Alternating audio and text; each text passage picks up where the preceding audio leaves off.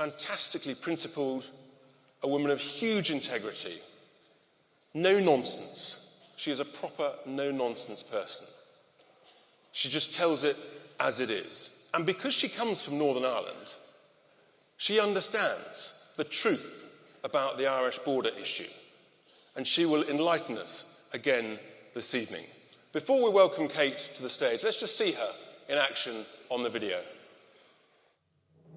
I'm one of the very few Labour MPs who genuinely want to leave the EU. We're not prepared to put up with a deal which is keeping us half in, half out. I believed her when she said Brexit meant Brexit, but I was wrong.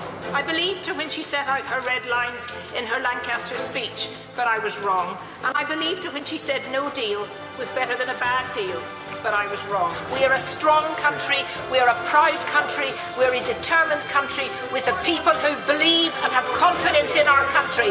So let us go forward to March the 29th, leave the European Union and have that bright future which we know is ahead of us. Please welcome.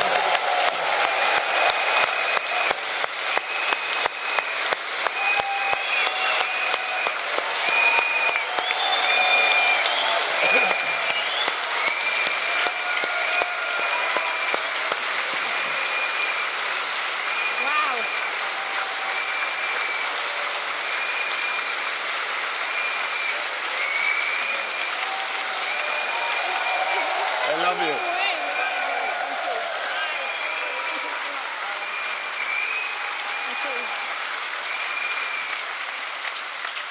Well, thank you so much for that welcome. It is absolutely wonderful to see so many of you here out on such a cold night, queuing for ages, but finally getting in. And I'm so pleased to be here to join you. You know, it's always good to appear on a all-party platform, people from different political parties, because to me, and I think to everyone in this room, and all of the 17.4 million people who voted to leave, our country comes before our party.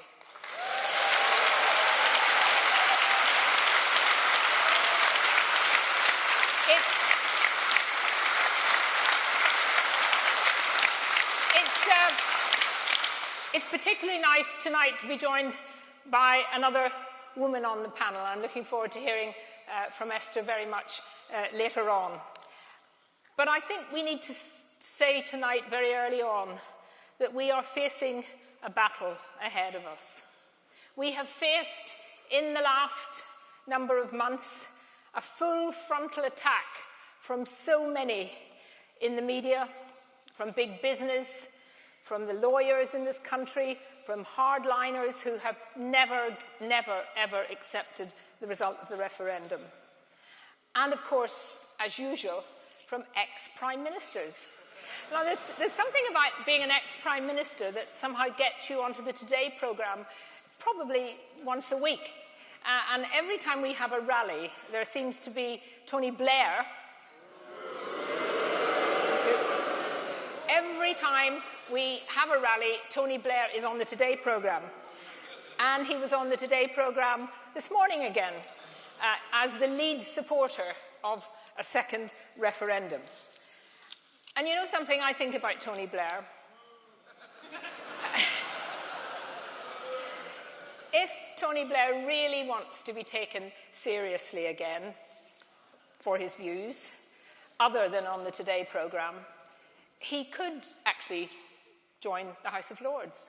But of course, to join the House of Lords, he would have to declare all his financial interests.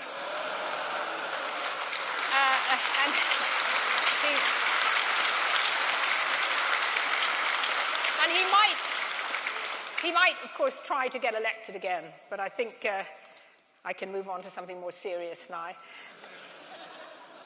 Just over the road, just a few hundred yards away, we have a parliament that is a Remain parliament, a parliament where the vast majority of MPs voted to remain. Now, not all of them are wanting to stop us leave. There are many genuine Remain MPs who have decided that they want to support the referendum result, support their manifesto, which is probably something new for some of them, and they have decided that they will support us leaving. But of course, the other in Parliament have spent their time since the 24th of June, since the day after the referendum 2016, plotting carefully, insidiously to try and get us to stay in.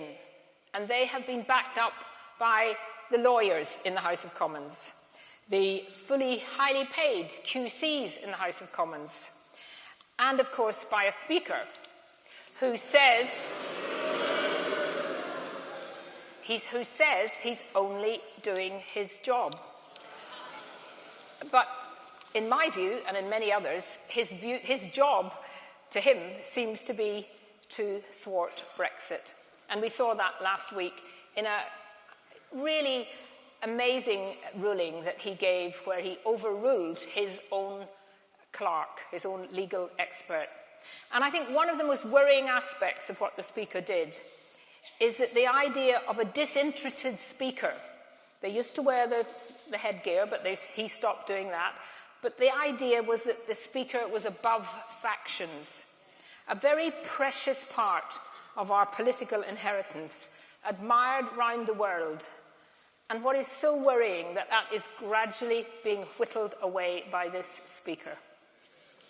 And has been said, well, of course, this couldn't be happening. This country wouldn't allow that kind of thing. We're a fully fledged democracy.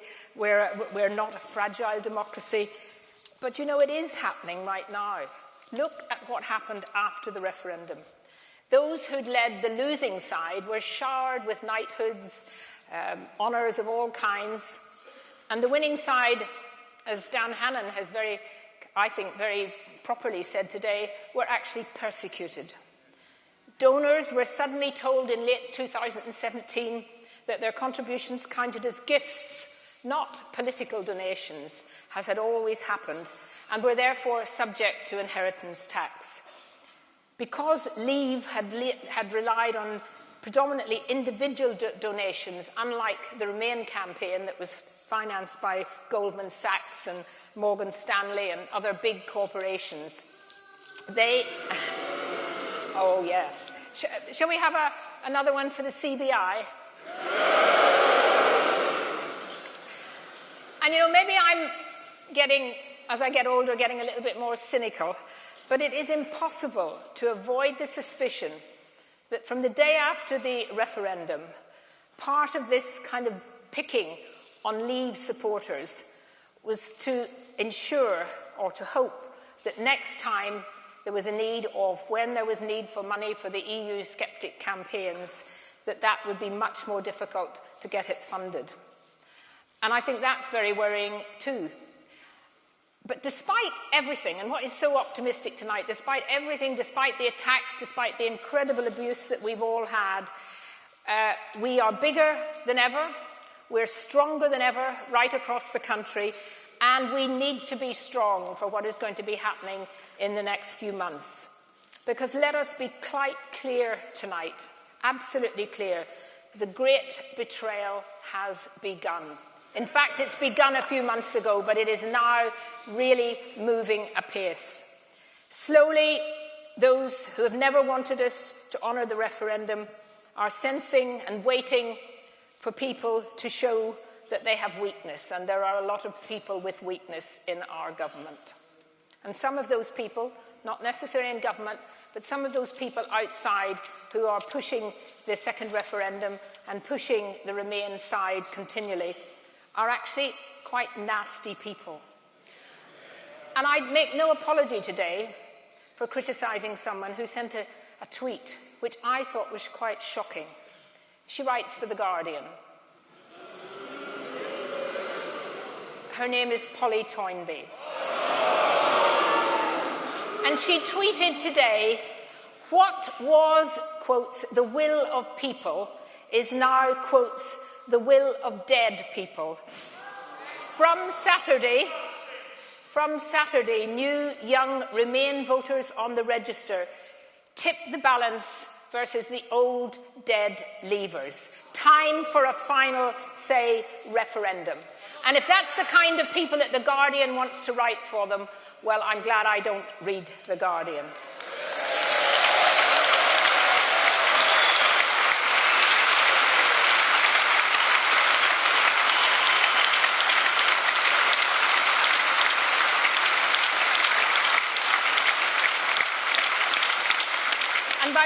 Guardian got it wrong about last night. I actually don't drink champagne.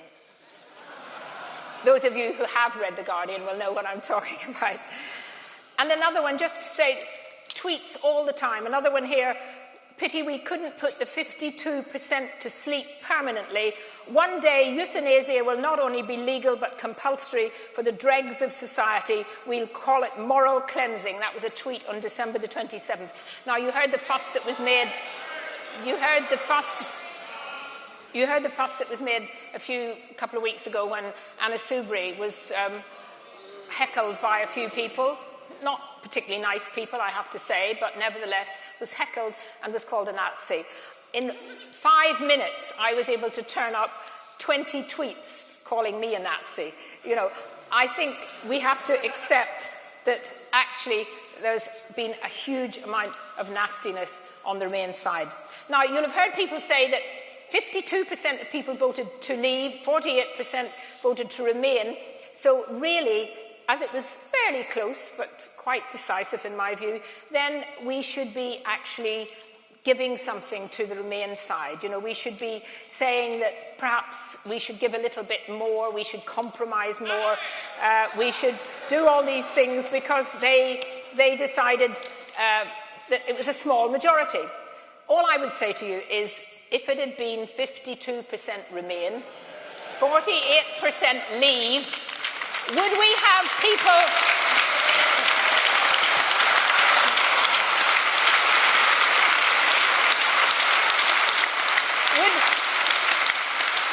Would we have had people beavering around in the House of Commons, the lawyers, all of the clever people in there who think they're so clever, trying to find, well, look, actually, it was a pretty small result, you know, could we find a little bit of Norway to put into our Remain?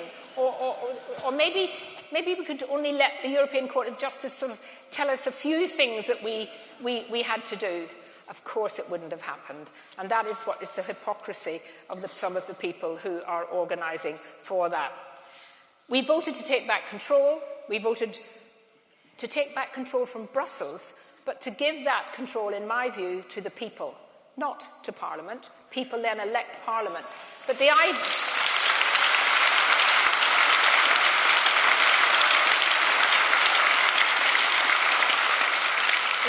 that somehow, in the end, we will allow Parliament, made up of Remain MPs who never wanted us to leave in the first place, to overrule that referendum will be one of the biggest attacks on democracy that there has ever been.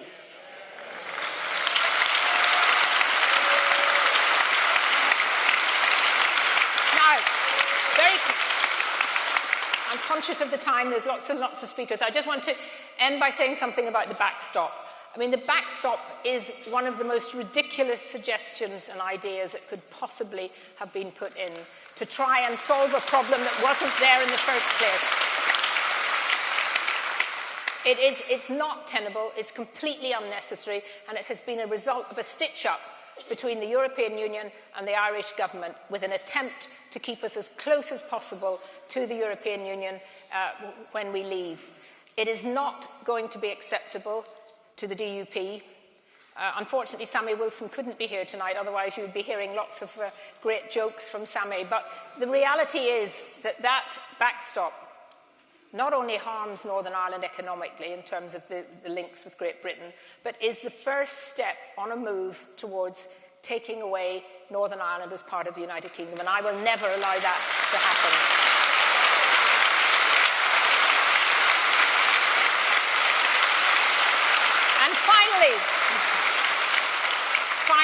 Finally, because I see this clock's going against me.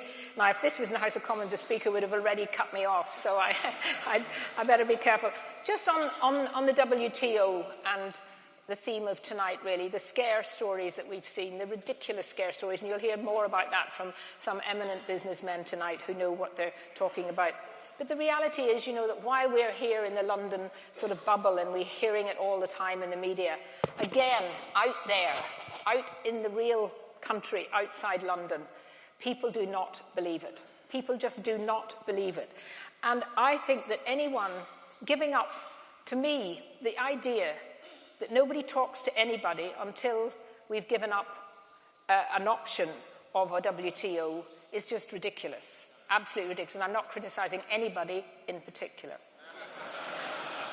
But I would say that anyone who votes in the end to actually take that option off the table is playing into the hands of the European Union and is the first step in a really betraying the referendum result.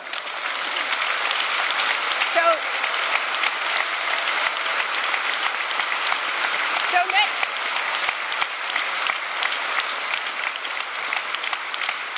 I want to leave on an optimistic note. We are a very, very great country. I'm so proud of my country. We can make leaving the European Union a huge success, and we have to keep strong and determined and not let those people who want to wreck it win. We can win. We are determined. We will win.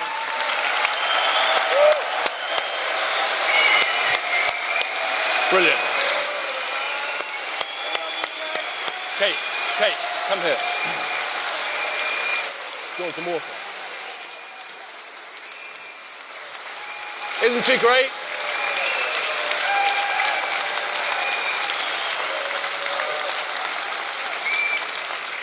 If only the House of Commons was full of another 600 plus people like Kate, this country would be a much better place.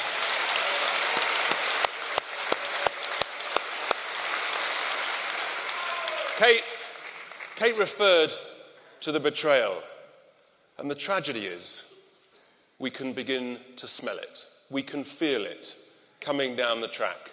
Whether it's next week or 2 or 3 weeks' time, we know it's coming. An extension to Article 50, they need more time.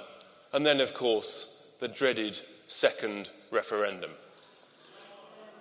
Whatever happens, ladies and gentlemen, we at Leave Means Leave, we will be ready.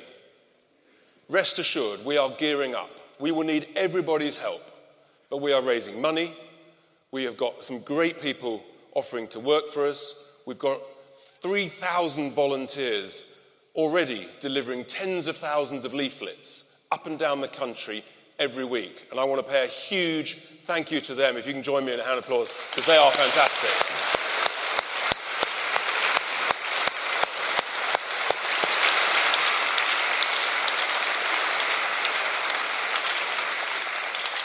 We're working on plans. We've taken new offices. Not only will we be ready, ladies and gentlemen, but we will win. And we have a very simple message. Heaven forbid we need to. Let's tell them again. So our next speaker, ladies and gentlemen, is from the world of business. One of the greatest entrepreneurs in this country. He knows about risk. He knows about the challenges of employment, of revenues, of profits and losses. He runs an incredible family business, an international business, all over the world. So he knows a thing or two about global trade. Not only is he an incredibly successful entrepreneur, but he's an incredibly generous philanthropist, in particular to the world of education. And quite rightly, he was knighted for his services to tourism. Before we welcome Sir Rocco Forte to the stage, let's just hear him in action recently about Brexit. You supported Brexit. What do you make of Mrs May's deal? Well, it's sort of locking yourself in jail, giving the European Union the key, and then saying to them, you decide when we come out and on what terms. It's a complete disaster and completely unnecessary. How confident are you that London continues as that flagship location? London has everything. It has a combination of the business side and the culture, because I understand how difficult it is to do business in Europe. In relation to the rest of the world, Europe is not competitive. Please welcome to the stage Sir Rocco Forte.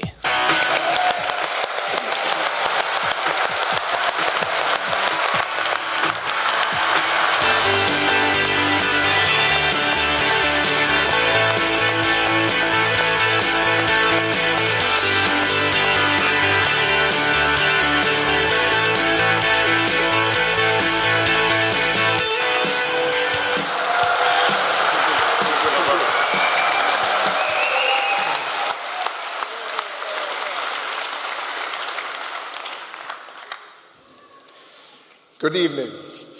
I wouldn't be here today making this speech, and neither would Tim, if we followed the example of businessmen and women who are reluctant to speak out in favour of Brexit. They would argue he and I ought not to speak our mind because it will alienate a proportion of our customers who might not agree with us. Certainly not you. But I believe that at a time when the country needs clear information from those who do run businesses, that people like us must speak out about the potential benefits and huge opportunities in this monumental change we're standing on the threshold of. Because while Corbyn calls this a crisis, I call it a turning point with benefits that are potentially so great it would be irresponsible not to point them out. We would seem to be moving to a no-deal Brexit, by which I mean WTO-based Brexit.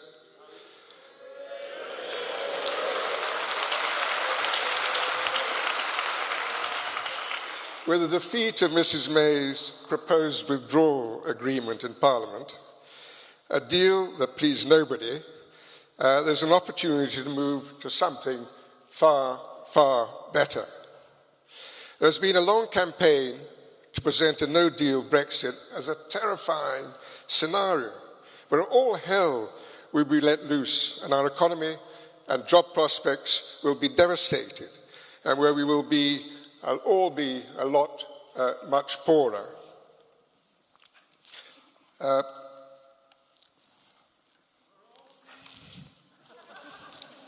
As that piece of paper carefully posed to stick out of the minister's folder said, "No food, no Channel Tunnel." This tells you everything you need to know about how far the government is prepared to go to scare people into giving up on what they voted for. How patronising to think that British people will believe a line like that. And now we hear the Chancellor, Philip Hallam, he seems to have his own private policy for Brexit. In the thrall to the vested interests of big business, privately told executives in a conference call yesterday that has been leaked that ministers are planning to stop a no-deal Brexit, even if it means rescinding the triggering of Article 50, reversing the Brexit process entirely.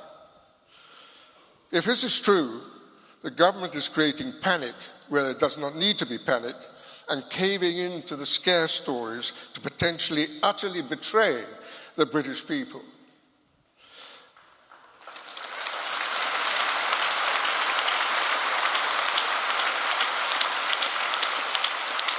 I don't believe at all the scare stories to be true. And if you look at it in a rational way, they can't be. I believe a far bigger risk for our country is to stay in the EU.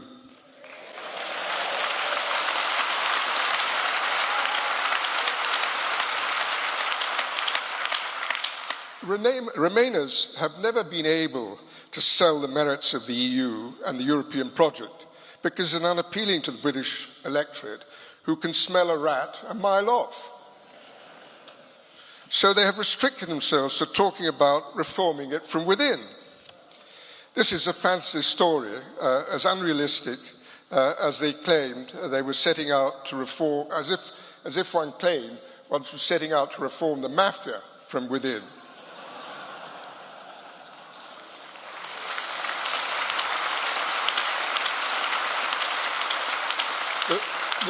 The reality is that three extremely Europhile prime ministers, Major, Blair and Cameron,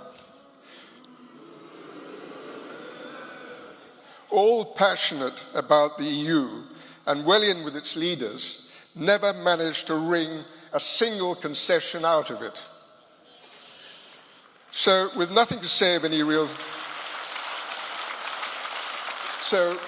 With nothing to say of any real substance about their hopes for the future of the EU, the Remain camp have reverted to scaremongering about the damage that would be done if we left. This is the main thrust of the Remain campaign as the country moved towards a leave vote, and this is what is happening today as the country moves towards a no-deal Brexit. They were completely wrong the first time round. They are completely wrong again today.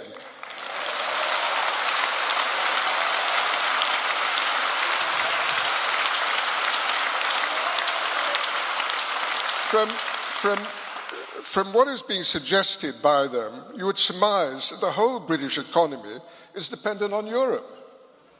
This isn't the case at all. Only 5% of GDP is represented by trade of goods crossing borders, and 12% of GDP if one allows for services in which there is no free market, of course. 94% of businesses, 94% of businesses which make up the bulk of the UK economy and employment are not involved in trading with Europe. So where is this Armageddon going to come from?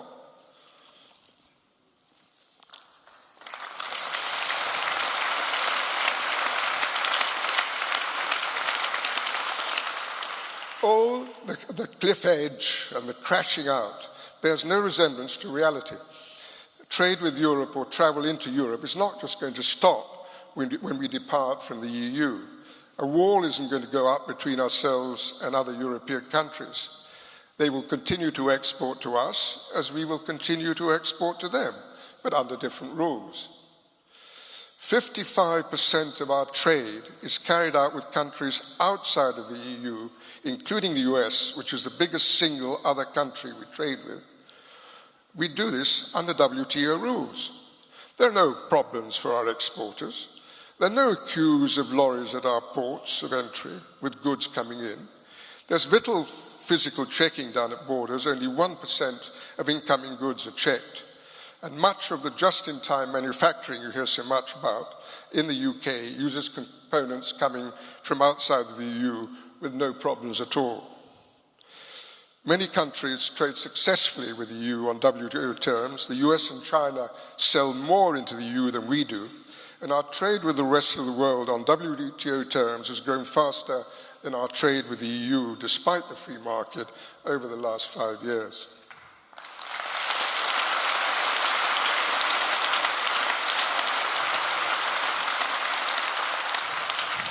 Tariffs, of course, will be levied on British goods exported to Europe, but these amount to about £5 to £6 billion, less than half of our current net contribution to the EU. Exporters have the benefit, of course, of the 15% devaluation of sterling since the Brexit vote, which will more than compensate for the tariff increases. Leaving to trade on WTO rules means we are immediately free of EU control.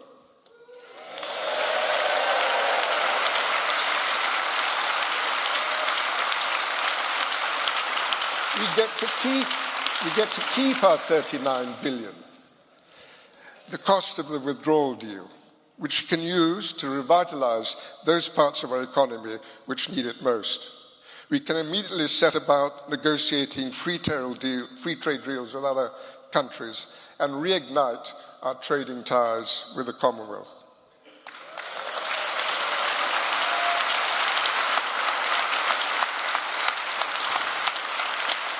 We will also be free to set our external tariffs in ways which benefit our own economy. We will be able to lower tariffs for the benefit of our consumers on imported goods that we do not produce ourselves.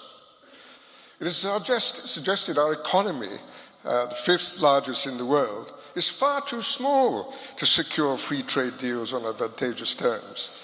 And even if we do it, it will take a long time. What nonsense. Australia, a much smaller economy than ours, recently successfully negotiated deals with China, South Korea, and Japan inside 18 months. Iceland, a tiny economy, has a trade deal with China. It is the EU that takes forever to negotiate trade deals, as it has to take account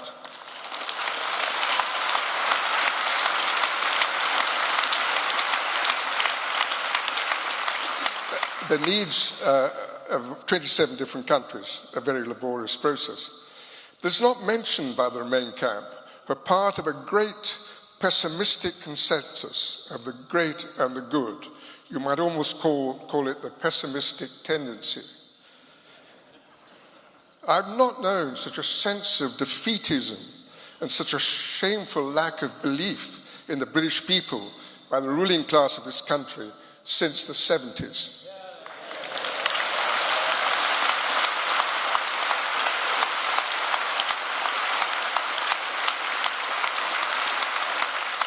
It is almost treasonable how little belief the elite have in the innate brilliance, resilience and ability to thrive of the British people.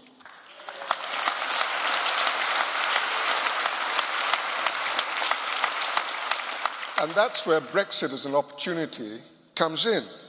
In the 70s, Mrs. Thatcher dragged us out of our torpor and enabled us to see the light, to become competitive, a force for good in the world once again. Today,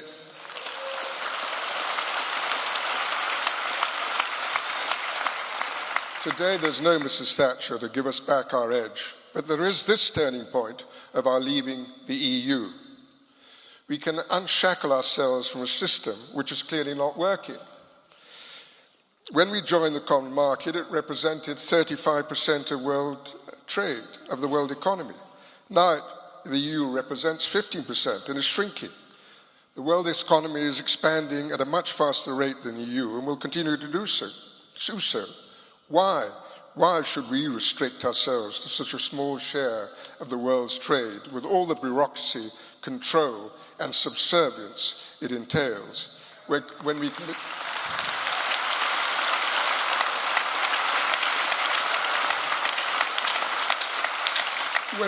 can become members of NAFTA and the Trans-Pacific Partnership.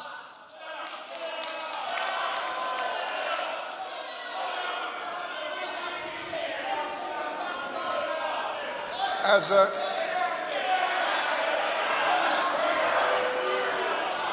a hotelier,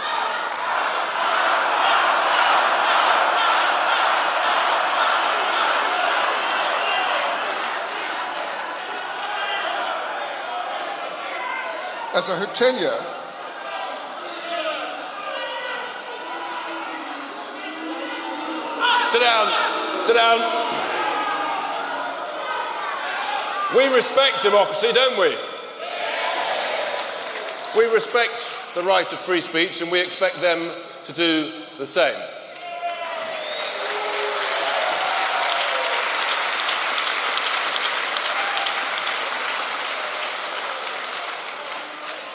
Carry on, Rocco. As a hotelier who operates in the UK, Europe and other parts of the world, I can categorically say that it is much more difficult to do business in Europe than it is in the UK.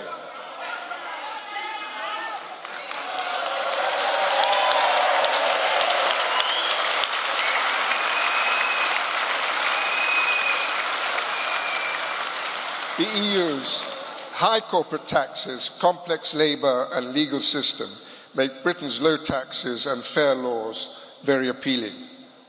Let's face it, the European economy has not been a success. Since the financial crisis, it has grown much more slowly than our own, and a number of European countries have not yet returned to their pre-crisis GDP levels. It has very high levels of unemployment, with frightening levels of youth unemployment.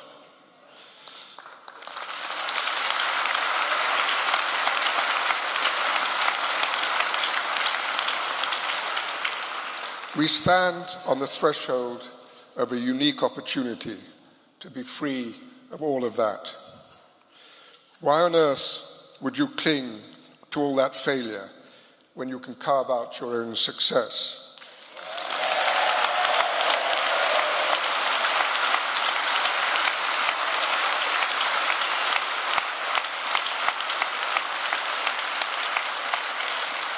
If we let it, Brexit can be the catalyst to move this country forward again. Britain, as a powerhouse economy, a beacon of road tax and rural regulation in Europe, this is the exciting prospect that we stand on the threshold of.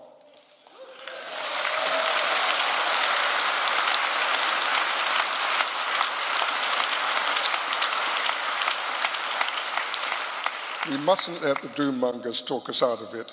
We must tell the good news about this historic moment of opportunity, allowing the British people to grasp it and make it their own.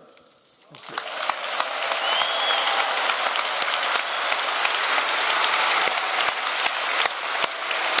Brilliant. Fantastic. You're a star. Thank you so much.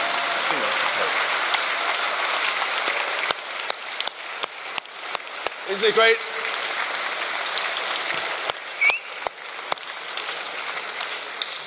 I talked earlier about boldness, about courage, and Sir Rocco has just demonstrated tremendous courage.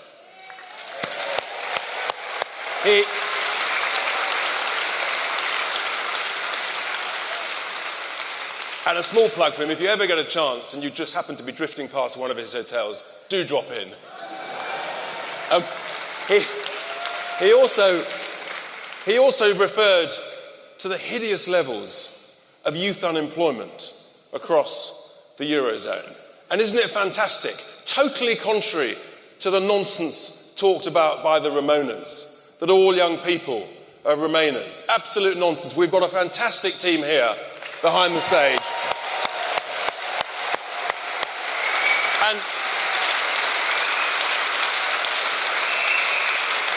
And they aspire, they know that in this great country of ours, they have fantastic opportunities, entrepreneurial opportunities, and they will look up to Sir Rocco and say, that could be me in just a few years' time.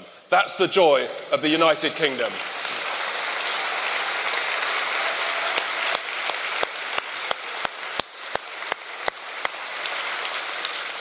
And we carry on with the theme of courage to our next speaker, who is a long-standing politician, but before that, he was a soldier.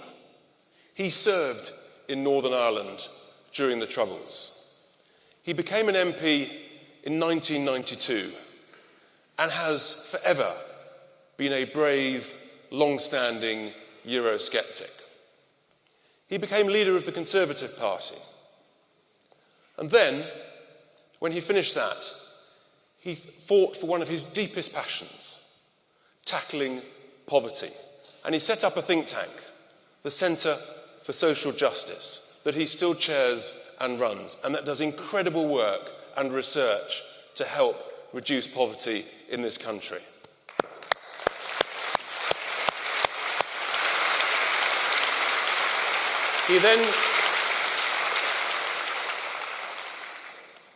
When Mr Cameron was appointed Prime Minister, our next speaker was then appointed Secretary of State for Work and Pensions. And he carried out that role until he felt compelled, on a matter of principle, to resign because of what George Osborne was doing with austerity. That is a courageous politician who will resign from cabinet on principle, ladies and gentlemen.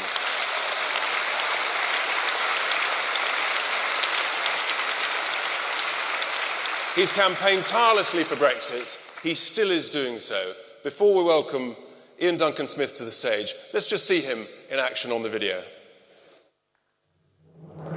I'm tired of being told that this was some sort of disaster or some accident.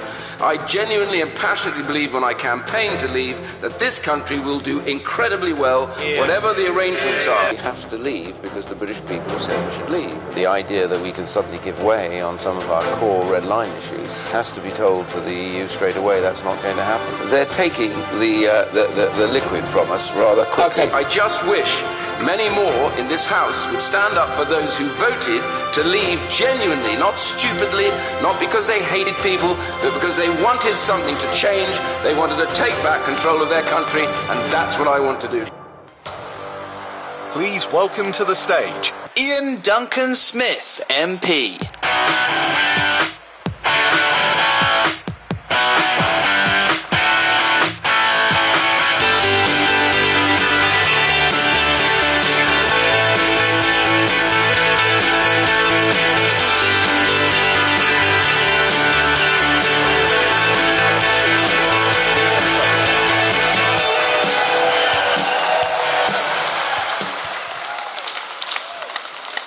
Richard, Rocco, Kate, thank you very much, all of you here. I have some scribbled notes. I have no idea what they are. I wrote them at the back and I can't read them now, so forgive me if I think I've come to a Remain rally after... Frankly, that's what you would get if you held a Remain rally.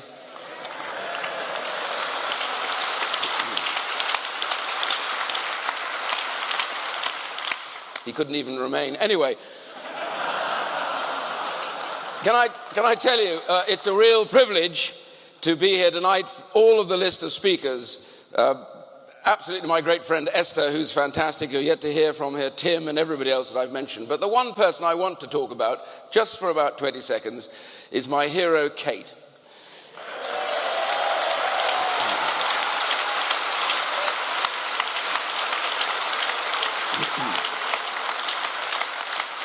When people talk about courage, when people talk about standing firm, when people talk about defying those that you believe to be wrong and standing up for your principles, it is indeed for me an enormous privilege, Kate, to be in the same hall as you. Thank you very much indeed.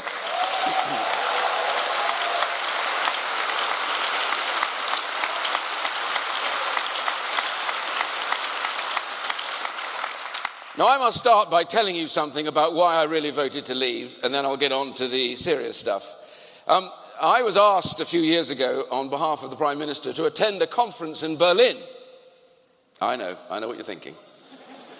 DWP, work and pensions, you get everywhere. Now listen, I went to Berlin to stand in for the Prime Minister. Well, I had been leader of the party at some point. I know, I try and forget about it as well. But the main point is that I got in there and I learnt something, because I never used to go to those halls at all, but I learnt what committees and things like that are like in the EU. And I first of all started in the morning with all the people that were like me, and I sat at this huge horseshoe table and had earphones on and everything else.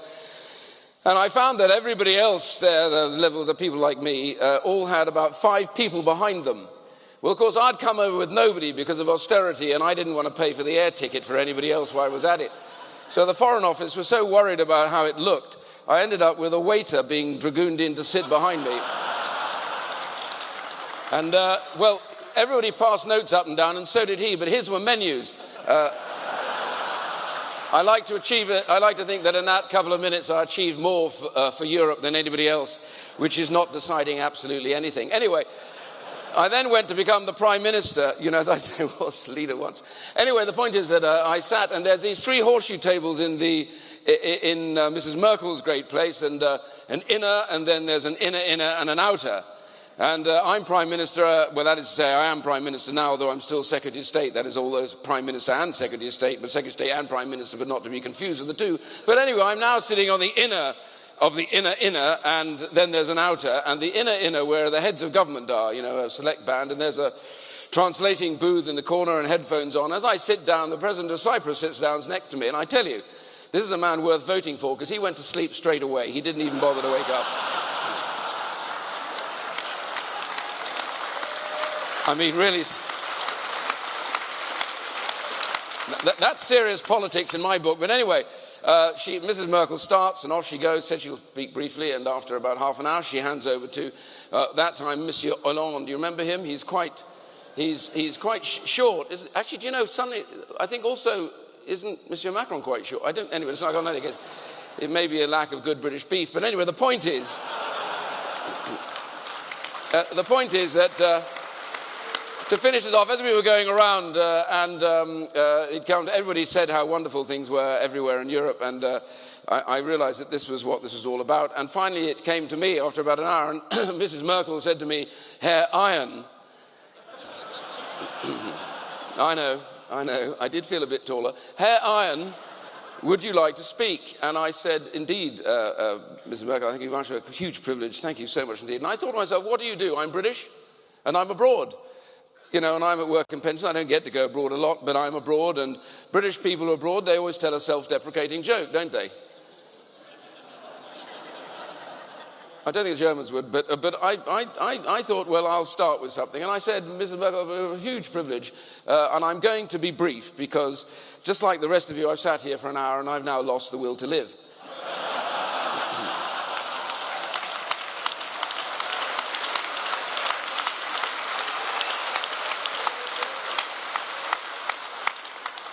I wasn't greeted with that at all, actually, funnily enough.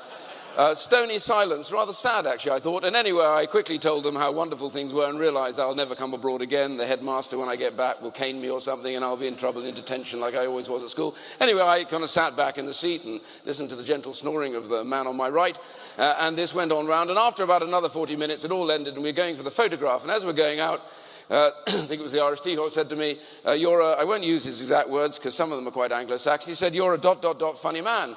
I said, why am I so funny? He said, "Oh, you don't know how funny you are." And I said, "Why is that?" He said, "Because I speak enough French and I could hear the translation in the booth. And when you said you'd lost the will to live, they translated as you were terminally ill."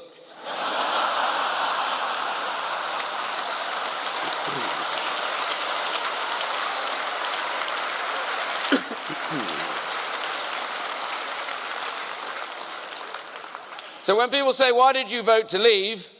the answer is very simple. I can't go back there because they think I'm dead.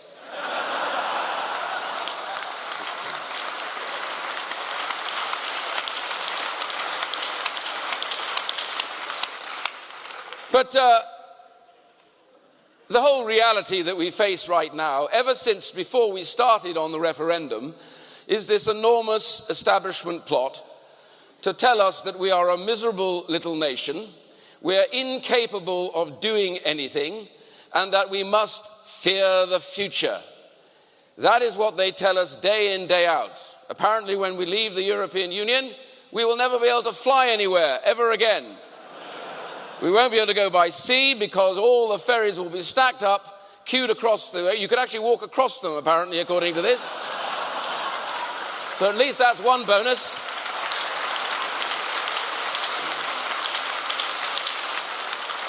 If you get stuck halfway across, you won't survive because there are no medicines, and so it'll be back to home cures. Homeopathy will become the thing in the UK because we can't get anything to help us recover.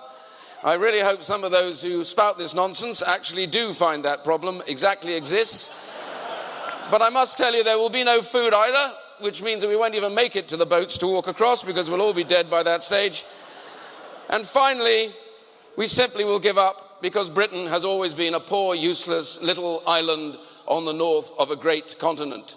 What a lot of rubbish!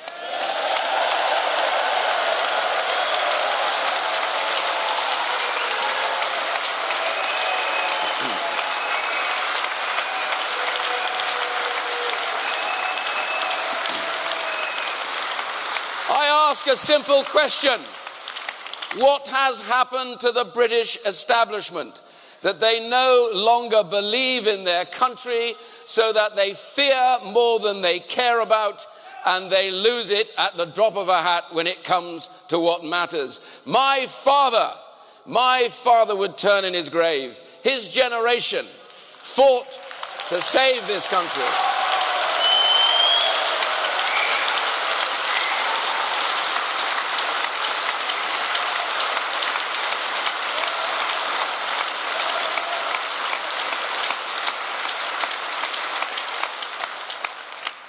A man that had 5 gallantry medals, that put his life on the line almost every day of the war, just like many of his friends. He said, "I didn't fight against people, I fought for people.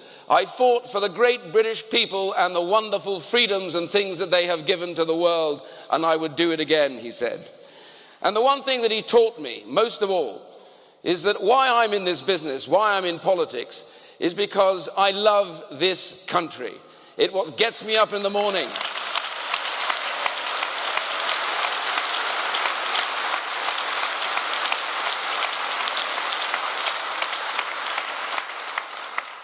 But you cannot love your country and then throw it away so that somebody else governs it.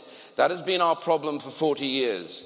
Successions of the establishment who have run this place have told us endlessly that this was only about a marketplace.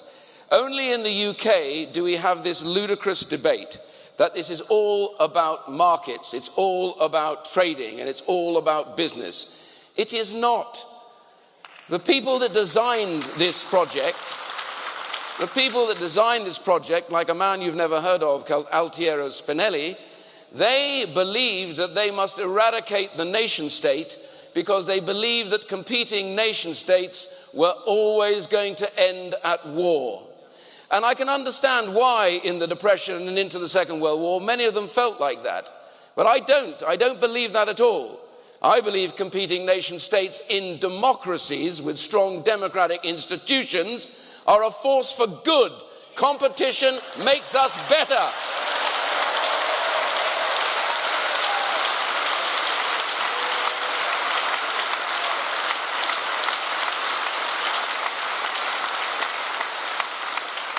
Our experience in the run to the war was different from many of them. We had strong democratic institutions, the same in America and many around the world.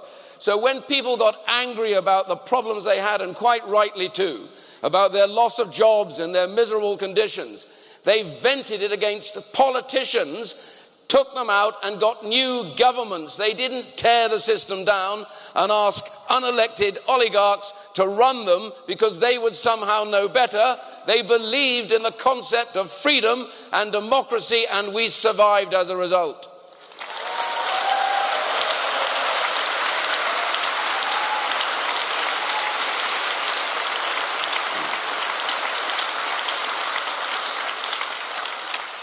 And that is the point. The point is, this is a political project that we have never fully been told the truth about. And now we have chosen to leave it. In 2016, as I walked out of the offices into the early morning mist, seeing the sun rise over the east, I thought this was the greatest day of my life.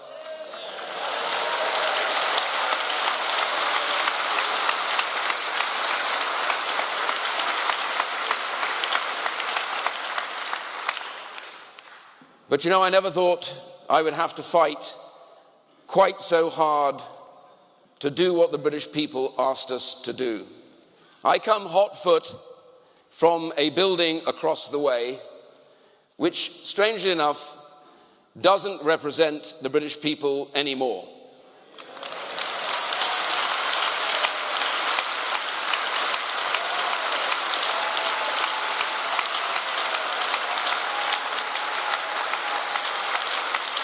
On this subject, the vast majority of those in the Parliament, in the House of Commons and also particularly in the House of Lords, are genuinely Remainers. They do not believe that the British people really could have got it right in 2016. And they've used every mechanism, every delay, every possibility to try and thwart what the British people voted for in 2016. It is a fight. It is a daily fight. It is a fight to remind them that the people that they thwart are the very people that put us in that place. It is a privilege.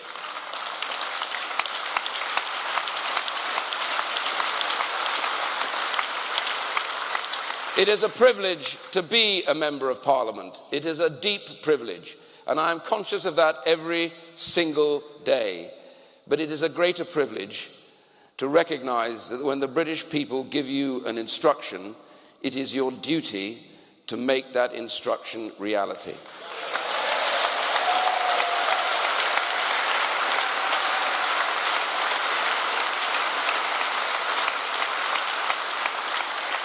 And I say to those who want to thwart this, you think that Britain, the United Kingdom, including Northern Ireland, and I want to say that again, the United Kingdom, including Northern Ireland,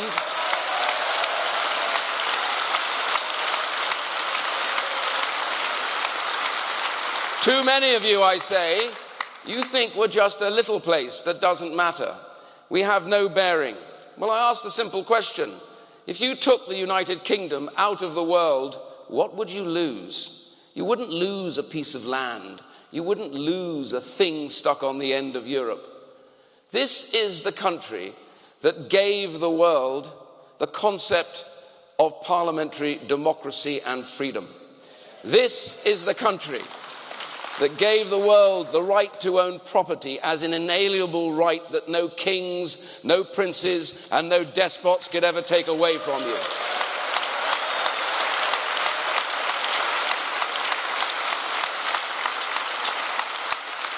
The rule of law, the free market that governs the whole of the world and how we trade, including the concept of the WTO, and we like the WTO, don't we? And if you're not persuaded by that, just about every sport that you play was probably designed on playing fields inside this country, even though we don't win any of them anymore.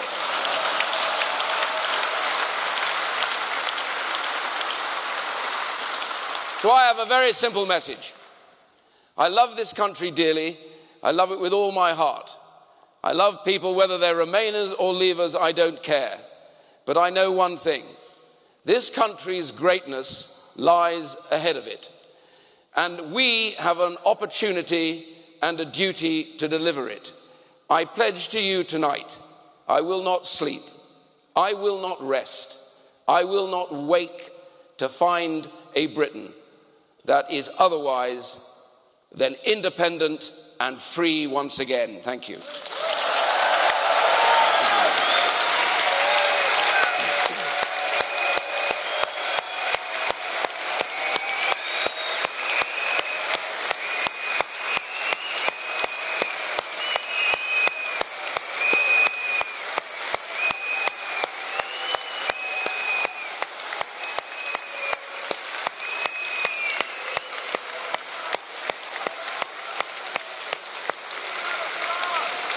It's pretty clear.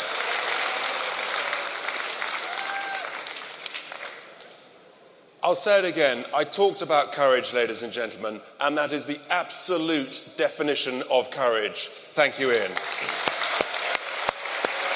Now,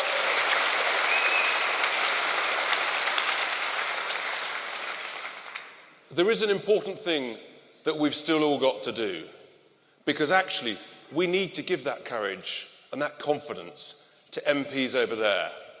And so we need to implore you to write to your MPs, to get your friends to write to them, anybody you know, anywhere. Just tell them again, WTO, a WTO Brexit is a good Brexit. We want to leave. So let's just say it again so that everybody can, so that they can hear us over there. What do we want to go? Let's go WTO. Let's go WTO. Our next speaker, ladies and gentlemen, our next speaker, again, from the world of business. He's a great character, a true entrepreneur. He's a massive supporter of Brexit. And believe it or not, he trained as a barrister. And the first thing he did when he finished his exams, he looked at his books on law and he went and bought a pub. And he's grown a pub business from one pub in 1979 to almost 1,000 pubs, I think just over 900 as we speak. It's a stock market listed company, and it's without question the most interesting chairman's statement that you'll ever read. It's just full of enthusiasm about the opportunities from WTO. He's a great speaker. Before we welcome Tim Martin to the stage, let's just see him in action on the video. Wetherspoon, the chain of over 900 UK pubs, printed 200,000 beer mats criticising the EU and the IMF. And now the pub group's founder, Tim Martin, is taking the debate to his drinkers personally, visiting 100 of his pubs across the country, talking to customers and encouraging them to vote out. I think it's probably overplayed. Economists got it completely wrong about the outcome of the referendum. For example, that food prices will rise, that's come from big business, and it's not true. So we believe the country would be better off with no deal because it's a protectionist system, so why not say it? Please welcome to the stage, Tim Martin.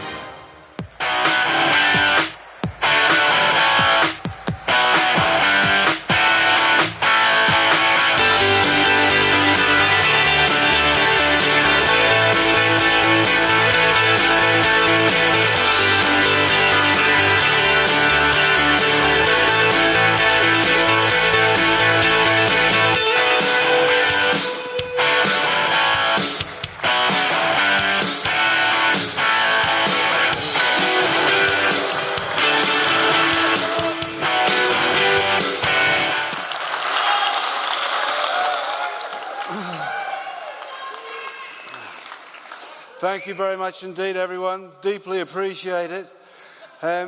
Fantastic speakers before me. I'm going to try and not repeat everything that's been said. But the main point, I think, to say is don't believe Project Fear. That's...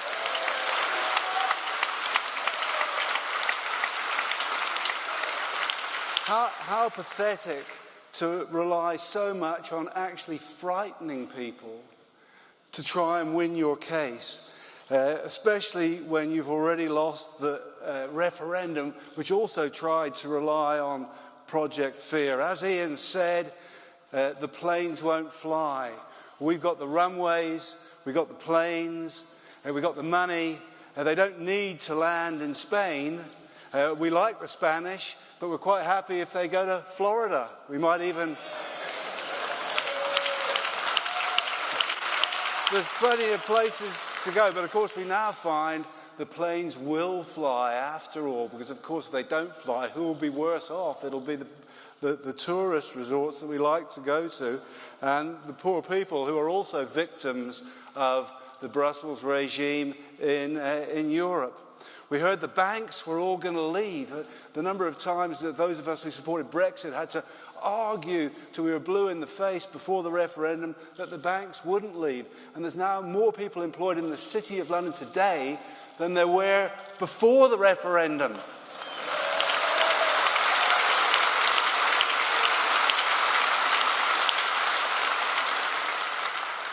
So we heard the Channel ports will seize up. But the guy that's running the Calais end of the thing says you can't get it much more incontrovertible than this. He said, there will be no delays. Maybe he said it in French and no one in Parliament understood.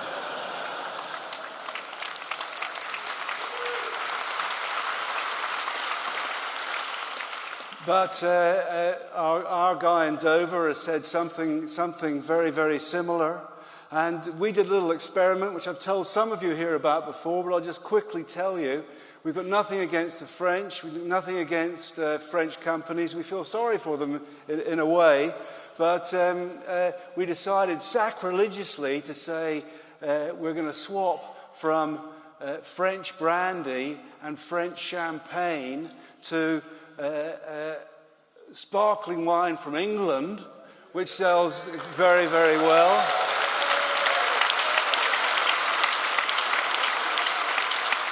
And this will be sacrilegious. We swap brandy for the rough old Australians. Black bottle brandy is actually very good. 10 pence less a shot. Let me get a plug in for my business. And those categories of drink have increased. So the idea that Channel ports will seize up is just a fiction. And if they do, you can buy things from the 93% of the world that isn't in the EU from the rest of the world.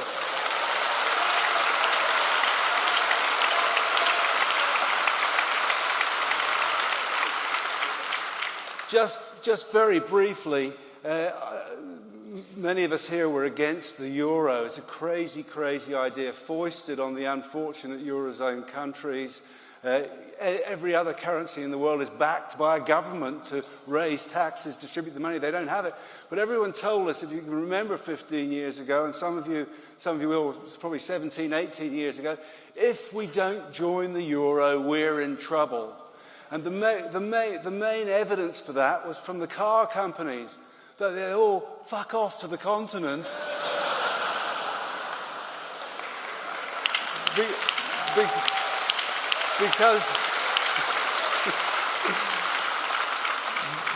Because they'd be exposed to currency risk. Well, it hasn't happened. Our car companies have done very well. And in spite of what people said, our economy has grown much faster than the Eurozone. So it's a crazy Project Fear back then. But remember, I'm just going to repeat these points that I said them before. No deal means we save 39 billion. Point one.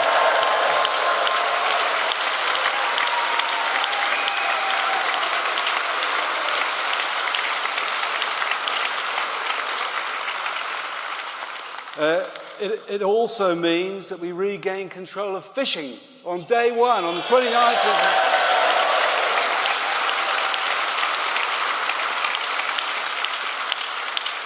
We can eliminate tariffs on lots of things we don't even produce in this country.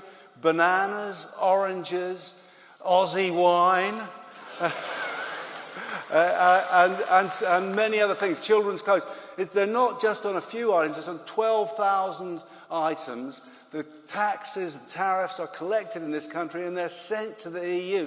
It's not free trade, you know. It doesn't give a good vibe to, if you're encouraging other companies to come and invest in the UK, which is what we want, that there's this complex tariff system. Much better, get rid.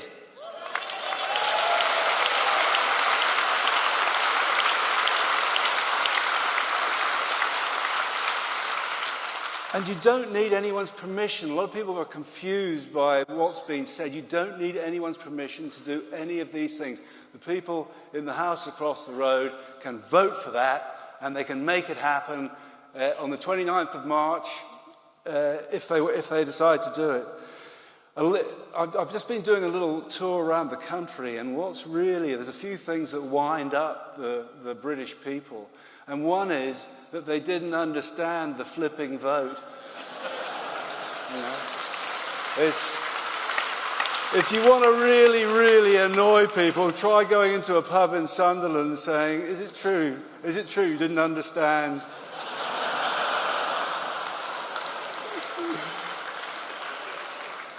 But as has been said here, the leaflet that popped through every household in the country said, you decide, it's a constitutional issue that the Parliament has delegated to the people and the government will implement your decision. So that's all they have to do. They have to implement the decision that was taken.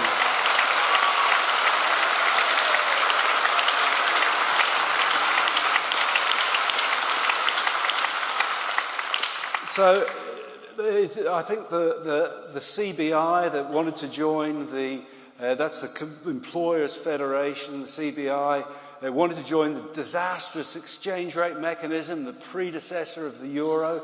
They were adamant we should join the euro, and they were adamant that we should vote to remain in the EU. But it's terrible. They use a lot of false statistics, such as the one that food prices will automatically rise. Some clever dick thinks the public is thick and that you can eliminate tariffs and food prices go up. They got the temerity to keep saying this same thing. But it's terribly bad for business and bad for the country that the CBI and other organisations are behaving in this way, because it means we end up criticising, people like me are criticising business organisations, which isn't a positive for the country in the long run. So it's terrible. But I won't hack on. Very many thanks for leaving. Don't worry about leaving on WTO rules. We can get a lot of benefits immediately from doing it. There's a great song by a group. I can't remember their name now, but I was going to sing it, but I've chickened out. It's All Saints, that's right, and it's Bring It On, Bring It On now. Let's leave on WTO rules. Thank you very much indeed.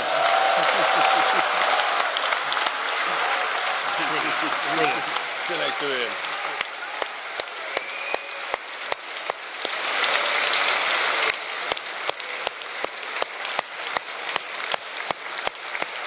Isn't he great?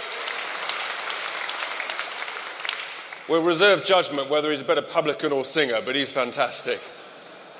Our next speaker, ladies and gentlemen, again, has demonstrated incredible courage in the face of abuse, vilification, constantly over the last 25 years. He, of course, needs little introduction. He was one of the original Brexiteers. And there is no question, without any hesitation at all, few people have changed the course of British politics in the way that our next speaker has. He is, without question, one of the most influential public figures in this country since the Second World War. He's put up with just unbelievable aggression, attacks on him and his family. And the nation needs to be incredibly grateful for what he's helped to achieve with this Leave vote.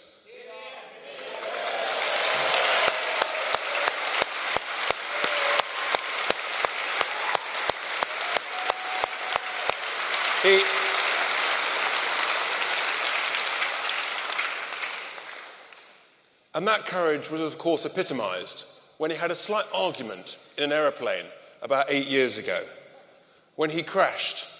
It's pretty nasty. It would have killed some people, but not our Nigel. Oh no. He dragged himself out, wiped away the blood from his forehead, dusted himself down, looked around the field, put his hand in his pocket, pulled out a fag and promptly lit it. Before we welcome him to the stage, ladies and gentlemen, let's just look at a clip of Nigel in action. It sounds as if you smell betrayal in the air. For goodness sake, get rid of not just the worst Prime Minister I've ever seen, but perhaps the most dishonest one as well. I'm going to try and get the people to let their members of Parliament know they will not accept being betrayed. And I tell you what, if I have to do this again, next time, no more Mr. Nice Guy. We had a referendum. We voted for something. Our politicians should deliver this. We have made our minds up in the greatest democratic exercise in the history of this country. I trust the voice of the people more than the politicians. Please welcome to the stage, Nigel Farage.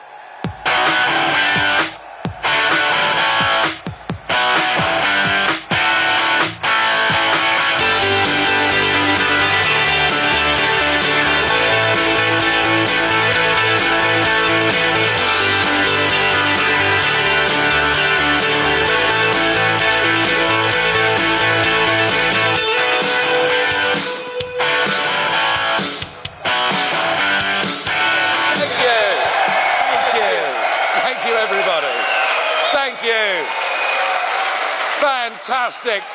Are you having a good evening? What a great lineup of speakers. Just a couple of disappointments for me. The first is that Rocco Forte got the protesters. They were meant for me, and I'm very, very disappointed. The second is that Tim Martin is doing a pub crawl of 100 pubs around the country, and he hasn't even invited me. I've been jetting around this week back and forth between London and Strasbourg, as you may have heard. So I've spent a couple of days with Monsieur Barnier and Mr. Juncker, who could become your best customer, Tim, I've got to tell you. And of course I've crossed swords with Guy Verhofstadt and many others. But I got to thinking, I've left Strasbourg and I've come back to Westminster. But who really, in this Brexit process, are the enemies? Is it the unelected bureaucrats? Is it the MEPs in Brussels? Is it those that are trying to build a United States of Europe with their own army and an expansive foreign policy? No. Actually, folks, we tonight here in Westminster are in the heart of enemy territory.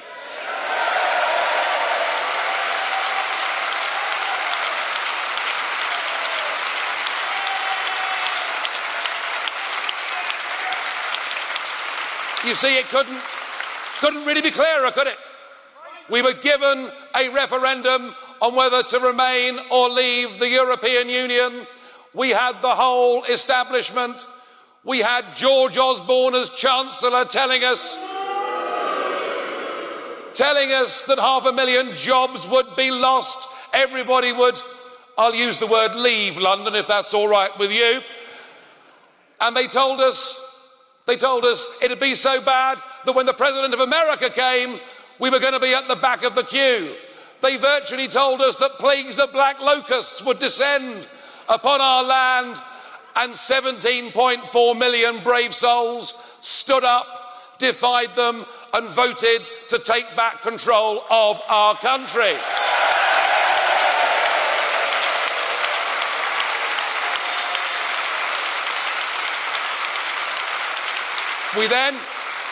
We then faced a general election in which both of the major parties, who took over 80% of the vote, promised us that that referendum result would be implemented. We then moved on to Article 50 being put before the House of Commons, and 498 members of Parliament voting for it. And what it said couldn't be clearer. It said from the date we trigger Article 50, we have up to 2 years to negotiate a withdrawal agreement, or we leave 2 years after we triggered Article 50. It couldn't be clearer.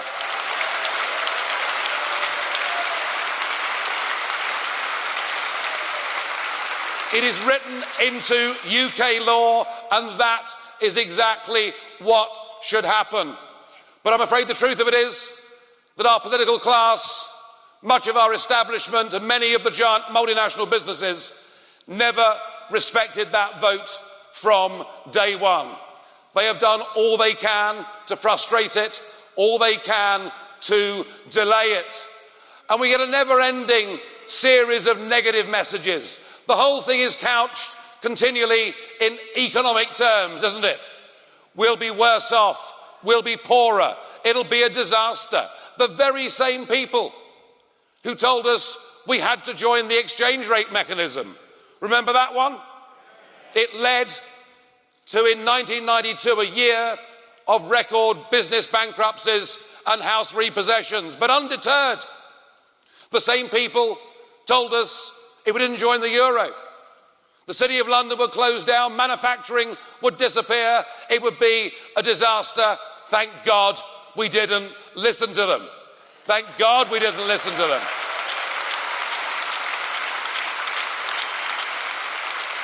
And having been proved wrong again and again, now they tell us that leaving the European Union would be a disaster. Well, can we please go back to first principles? Can we please start to change the debate? The referendum wasn't about whether someone thinks we might be worse off or someone thinks we might be better off. Economic projections are difficult at the best of times. The referendum was about something else. The referendum was about a word that now seems to have evaporated in our whole debate on Brexit. This word that actually is the ultimate prize. This word that our forebears fought and gave so much more for in 2 world wars and more. This word that says we can be a free, independent, democratic, proud, self-governing state that makes its own laws, that controls its own borders, that chooses its friends around the world. And I want us to bring this word, this proud word, back into this whole debate. The word is, and what we voted for was, the independence of this country. That is what we voted for. Independence.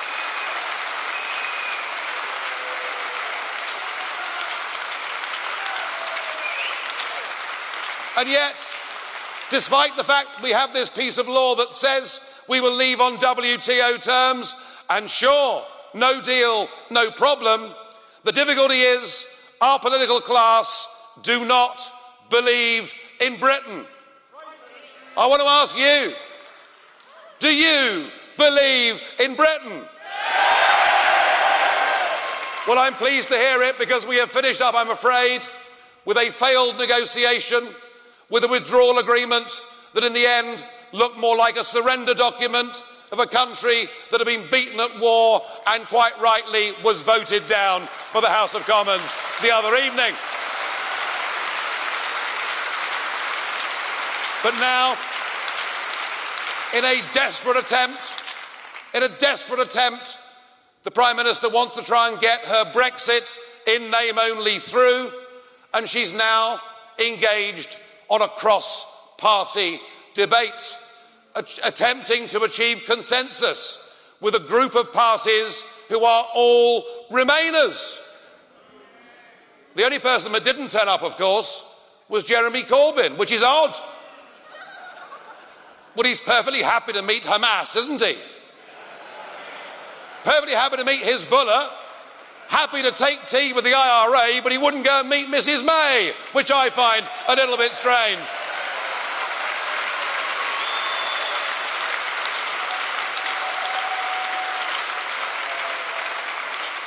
They told us when we voted that we were voting for uncertainty.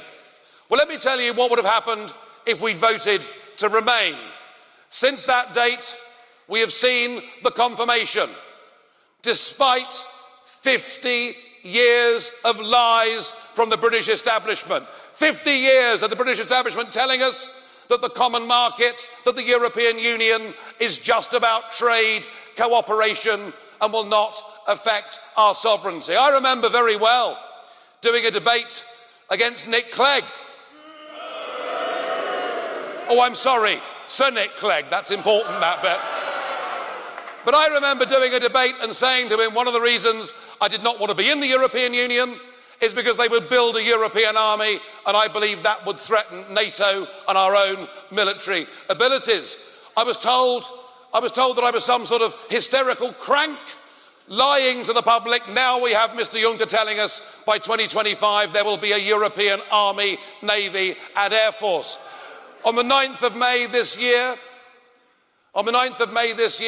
Mrs Merkel, the real boss, of course, of Europe, and Monsieur Macron, whose star may have fallen somewhat,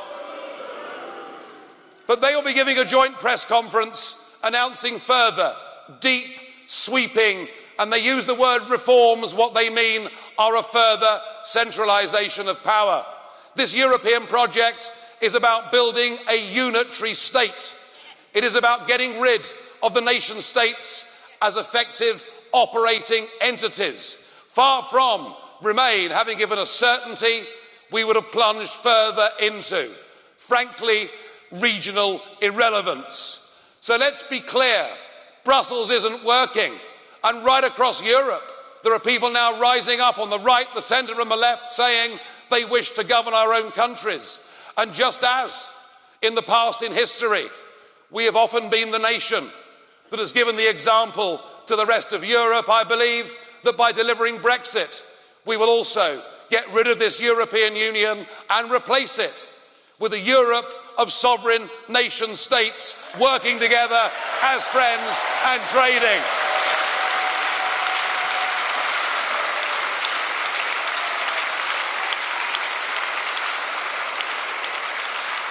Now, I have been, over the course of the last year, I have been perhaps publicly the most pessimistic of all the Brexiteers. And at a previous Leave Means Leave rally, I said things that many in the audience didn't want to hear. My New Year's resolution was that I was going to hope for the best, but prepare for the worst. And I can tell you, it's the only New Year's resolution I've managed to keep so far in my adult life. The rest all go by the wayside fairly quickly. So we do hope for the best, and we wish those fighting this great battle in Parliament well. But we fear not just the lack of resolve of so many in the cabinet, the Amber Rudds. It's easier than theatre, this, isn't it? The Philip Hammonds.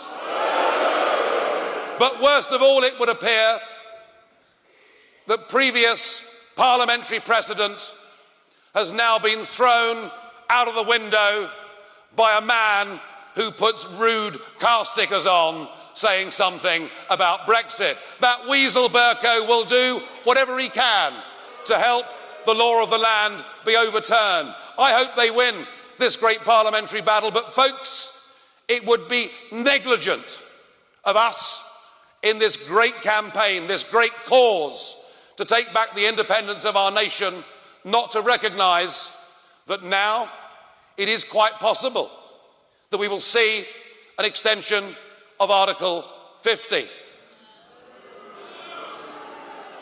And when I've talked in the past about being worried that they may force us into a second referendum. I don't want it any more than you do, but I'm saying to you, we have to face reality in the face. Don't think the other side aren't organised. Don't think the other side aren't prepared. Don't think the other side haven't raised the money, haven't got the teams in place. They have.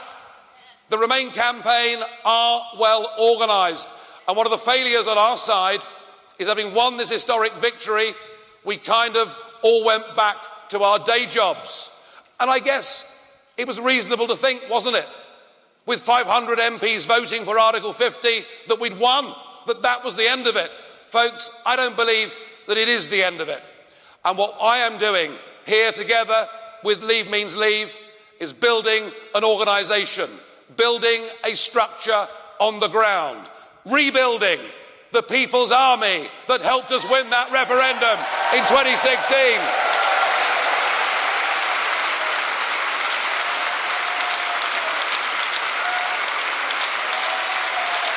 They believe. All I can tell you is this: if they extend Article 50 and we're forced to fight the next set of European elections, I will be fighting them. Make no doubt about that. And if worse comes to worst, and they force us into fighting a second referendum, and let's hope and pray that it doesn't happen. It doesn't need to happen. We've had the people's vote already, but let us prepare, let us organise, and I urge all of you to help us in this great campaign. In fact, the better organised they believe we are, the less likely they are to call that second referendum. I hope it's not needed, but I'm pessimistic, and I believe that it may. And I'll tell you, as I said in the video, if I have to fight again against this lot, then believe me, next time, as far as I'm concerned, it's no more Mr. Nice Guy. Thank you.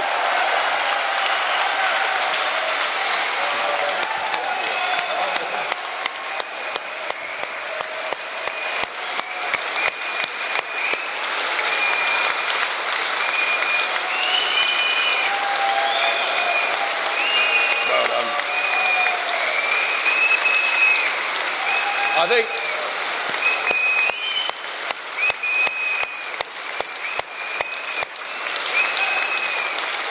what is clear, ladies and gentlemen,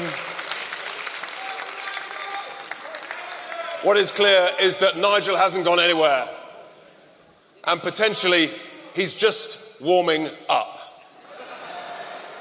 We haven't finished, ladies and gentlemen, because we continue the theme of courage. And our final speaker this evening is a very courageous lady. And she herself has faced hideous abuse and vilification from other members of Parliament. She was born and bred in Liverpool and educated in Liverpool. And I'm incredibly grateful that, like me, she supports the Reds. Very important, that. She was a TV presenter before becoming the first and only ever Conservative MP on Merseyside. That's quite an achievement. She's had a number of parliamentary and ministerial positions before she became the Secretary of State for Work and Pensions in 2018. And when I talk about the abuse that she faced, can you imagine the Shadow Chancellor, the current Shadow Chancellor, sitting in a meeting, asking members of that meeting to lynch our next speaker? Utterly disgraceful. That's what happened.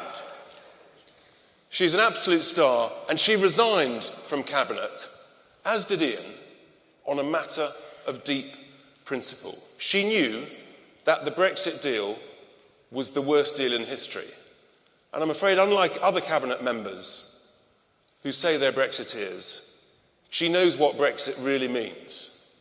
And she stood up for her principles and she resigned. Before we welcome Esther to the stage, let's just look at her in action. Esther McVey goes, and maybe no surprise because she was thought to be one of those who was most argumentative, most unhappy. Why, oh why, are we handing over £39 billion and what for? Can the Prime Minister assure the House today that the UK will be leaving the EU on the 29th of March 2019, come what may? This is about trust. Not only in politicians, but trust in what the people had voted for. We voted out, and we must always remember that. People who know me know that I'm forthright, I am feisty, I am straight talking. Please welcome to the stage Esther McVey, MP.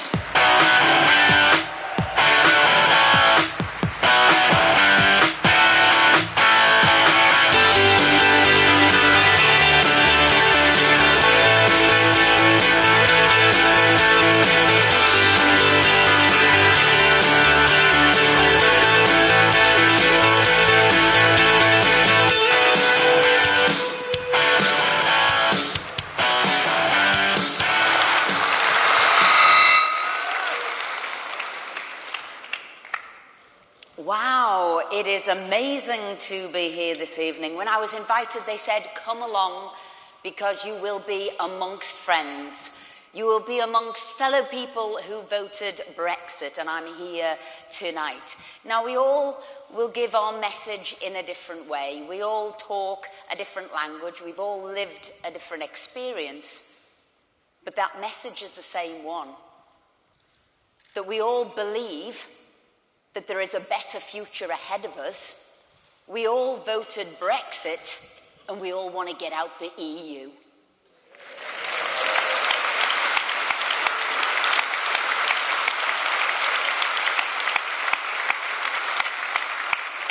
And when I said I'd come to tonight, I didn't really know how important tonight was going to be. I didn't really know how important today was going to be, because really, a couple of years ago, you would have thought you'd be celebrating tonight. We're on our way out. It would all be fine. We're on our way out. But actually, the truth is, that isn't the case. The Brexit roller coaster isn't over. And I'd say to everybody in this room tonight, do you know what? Buckle up, sit tight, because that roller coaster ride is about to get harder, tougher, and we've got hell of a journey in front of us, starting tonight.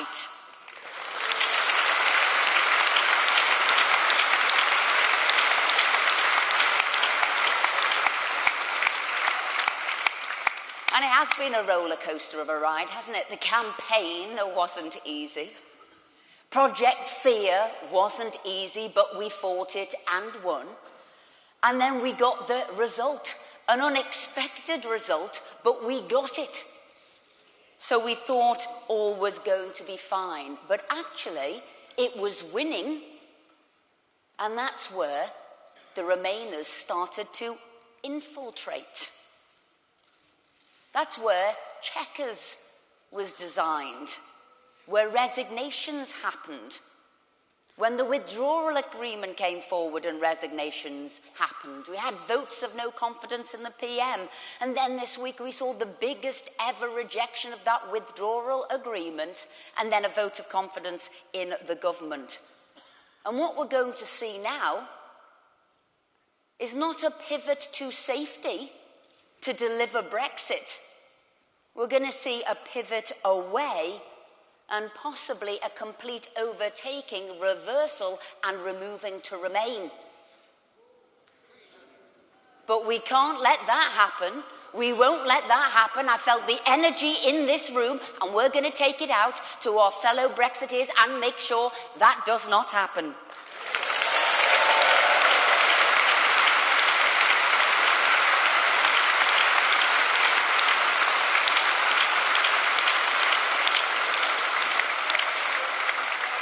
And we won that vote fair and square.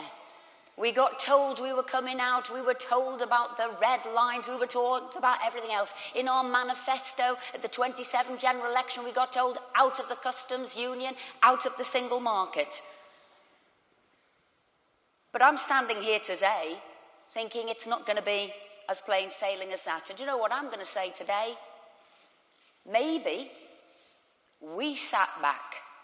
Maybe there's a little bit of blame that should be on our shoulders. We won. We expected it to happen. We believe in democracy. We thought we could trust our MPs. We thought it was going to happen. We told them what they wanted. We are public servants. We work for you. It should have been plain sailing. But you know what? Because of our trust in the people we elected, we thought it would go through. But that's not transpired to be the case, because 75% of the MPs in the House either voted Remain or they campaigned for Remain. We thought they would have listened to us, changed their views and implemented what we'd asked them to do. But that seems it isn't the case. And you know how it started? It's quite interesting how it started. It was simple. It was in or out. We voted out. And then the word Brexit came along, and there were subtle changes in language. Brexit allowed the rewriting of history. Brexit moved, was it soft? Was it hard? Was it red, white and blue? Was it a pick and mix Brexit? And all of a sudden people have forgotten. They're confused about what was on that ballot paper. But I know there was no confusion. It was in or out, and we've got to remind people of that.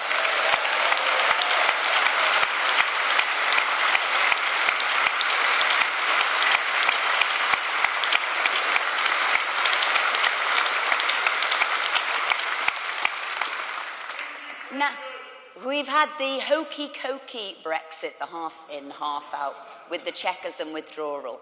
And we've now got the topsy-turvy world of Brexit, where instead of leave meaning leave, leave now means remain. Exactly. And we've got to change that back around again. And I'm going to tell you a little bit about my journey to get here today, because it probably did start at Chequers. And I went to Chequers last summer, and interestingly, all those hundreds of pages of legal text that we had to go through and decipher, was that right or wrong? When do you think we got it? Yeah, a couple of days before. So we went there, like you'd have an away day. We thought it'd be about discussing. We thought we'd be about talking about it. They'd probably have, suggestions put either way, people saying what they thought about it. What we did not know, as we sat and had dinner, yes, we did, our mobile phones were taken. We didn't realise there was a press release going out. Didn't realise it was meant to be unanimous consent for what had gone on, because there wasn't. Many people spoke up and said this wasn't what we believed in. And as you know, 2 people resigned straight away. But I listened to the words. I hope people were listening to me. And they said, we will listen now. It doesn't seem right. In fact, it wasn't us who rejected it. It was the EU. So I carried on, going forward, putting my suggestions through, being told Brexit meant Brexit, being told there were 4 red lines, being told we'd deliver the result for the people. And then came the withdrawal agreement. 585 pages of a document, a political declaration, and the Attorney General's legal advice. Do you know when we were given that to read? Yeah, the night before. Do you want to try reading 585 pages of legal text? And then that morning, 8 a.m. to 2 p.m, when the meeting was, in the reading room so things couldn't be taken out. Well, I asked for lawyers. I asked for a constitutional expert. because I wanted to go through what was going on. We knew where the key issues were. We knew where we needed to probe. Did that make sense? I wasn't given those people, but I knew enough people to call up and maybe ask what it could mean. I also wanted to know, what about our free trade agreements, what we wanted? We'd heard about the Common Rule Book. We'd heard about the Customs Union. And I wanted to know, could we have those free trade agreements? What would it mean? And if we couldn't have them in their entirety, because we'd been curtailed from having that, what could it mean? Was it 60%? Was it 70%? Could we have one with America? Could we have one with Australia? Could we have one with Canada? Could you draw me a chart of what this really means? I asked for that for weeks upon weeks, never got it. I went to see the Prime Minister privately. I said, I have a serious concern with what's going on. You can't say too much at Cabinet nowadays. It finds itself in the paper the next morning. It's less of a Cabinet now, more of a sieve. So I said, can I see you in private? I said, this withdrawal deal will not wash. I said, I've got a 9-point plan here of how I think it'll pan out. In fact, I think everybody will unite against this withdrawal agreement. I think it might be quite chaotic afterwards. What will we do then? Where will we go then?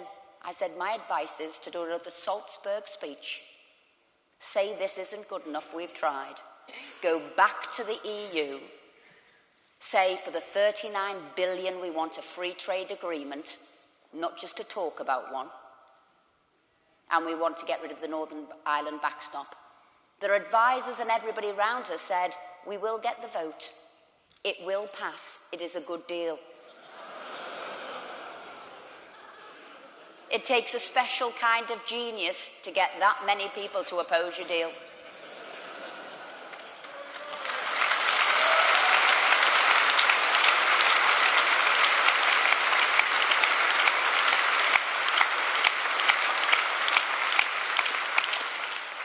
And they thought I was the mad one telling them the vote wouldn't get through in the House. So when I went to Cabinet the next day, reassured by their words that they were going to win the vote. And I wasn't. Having heard the Attorney General say this was an ugly sister of a deal, I said, if you think that, if Cabinet Ministers think that, what do you think the public's going to think of that?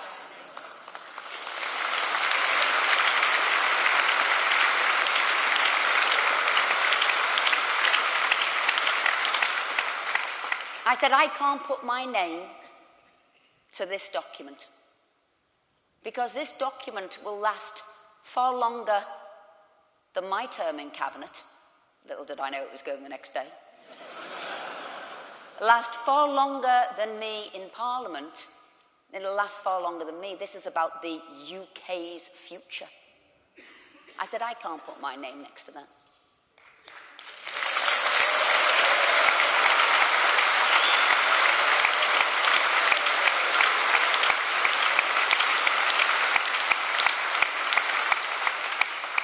So I said, because, to be fair, there were dissenting voices around the Cabinet table. And I said, can we have a vote of the Cabinet? And the reason I wanted to do that is I wanted people to focus on what we were doing. We'd been there for 5 hours. Everybody had pretty much spoken for 20 minutes apiece. We'd gone round the table. People were saying, oh, it's not good enough, I don't like it, or it's fine, it'll go through. And I said, let's take a vote. This is so important. We believe in transparency. We believe in democracy. On the biggest thing ever in our lifetime, in our political lifetime, let's take a vote in the Cabinet. It wasn't unheard of. Other Prime Ministers had done it, but it is down to the Prime Minister. And I was shouted down and told, no, we're not going to do it. I will use an expression from Liverpool. Everybody hid behind the pencil rather than having to vote, so they couldn't be seen.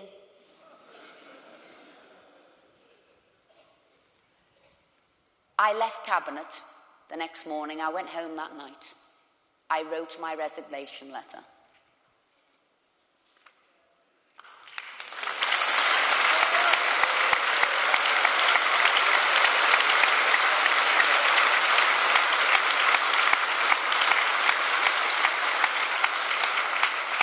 And I think the two most important words were trust and confidence. Trust that we'd given you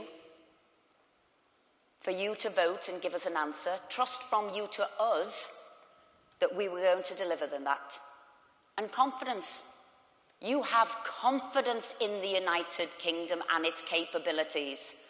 We had to have confidence in the United Kingdom.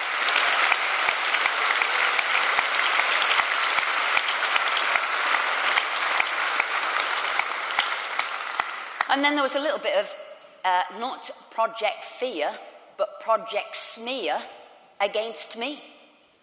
I was the person who flew into a rage. I had a meltdown. I was crying, whatever it was. It's what they try and do when they're trying to say, really, emotional lady who can't cope with the heat. And that is rubbish. Thank you very much indeed.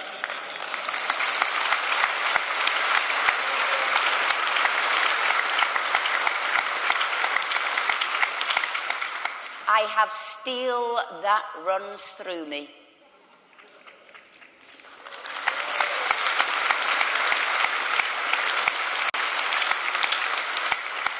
And I am a public servant, like you've seen Kate, like you've seen Iain here, spectacular public servants, and we will do what you ask us to do when we've got the confidence to do it.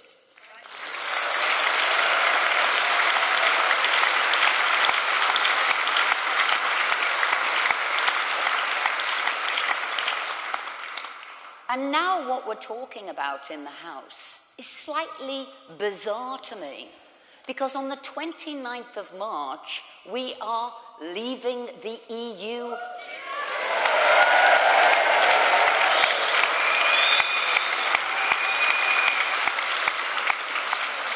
And the default position, which everybody has signed off on in the House, is to leave without a deal.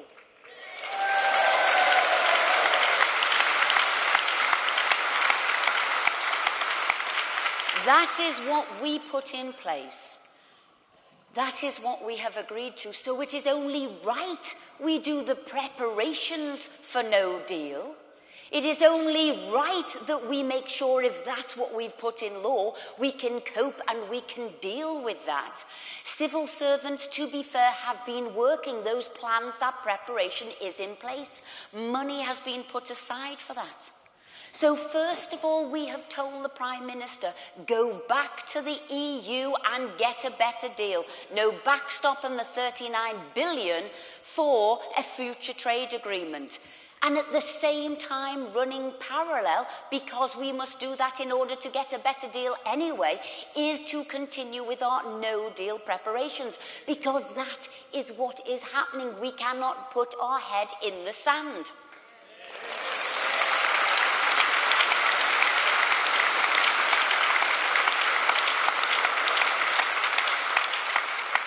So Project Fear has now started on what all of the MPs signed off ages ago, triggered Article 50 ages ago. Nigel said before about the unemployment, as Minister and then Secretary of State for Employment, like Iain, who started the change in the employment system, who brought in the new system back in 2010. Do you know in this country, from 2010, 1,000 more jobs each and every day has been created until 2018. And it is still continuing.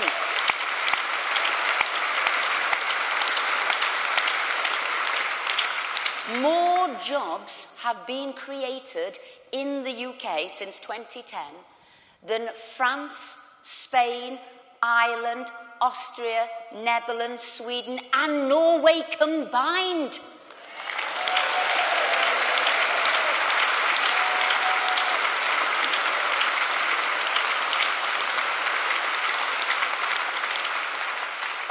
We have taken youth unemployment down by 50% in the UK, but across Europe it is sky high. We're looking at our youth's future. We want them to have a better future.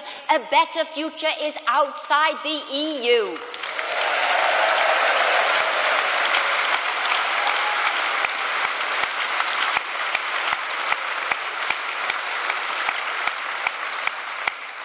They told us investment would stop coming into the UK. It hasn't. It's at record levels. They said our tech industry would be very vulnerable. It's not the case. Google's come here, SoftBank's come here, Amazon's come here. Do you know what now? In London, we've got more coders than in San Francisco and New York. This is the place to be.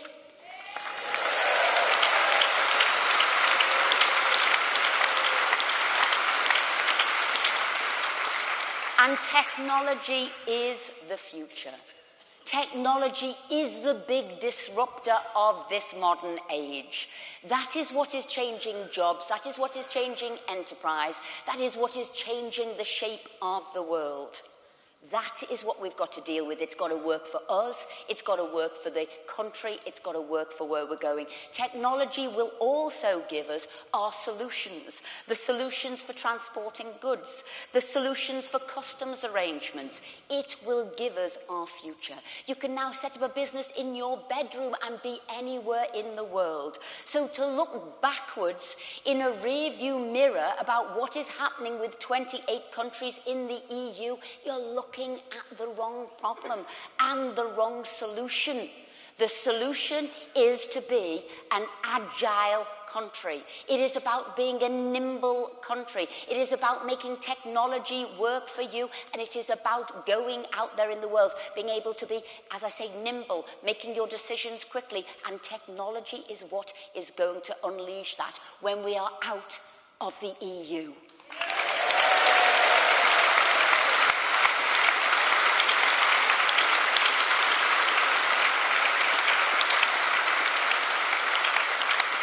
Now, I am pleased to be here among so many people who made sure that Brexit happened. And I am pleased also to be an MP with fellow MPs here. And there's not many of us who believe in the cause, but we're fighting hard. We're fighting hard for you, and we will not rest as a minority in Parliament until you get what you voted for. Fantastic. Don't grab a Duke.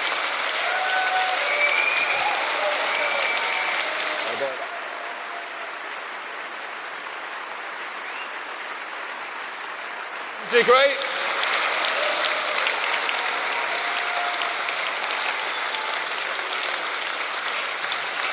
You heard it.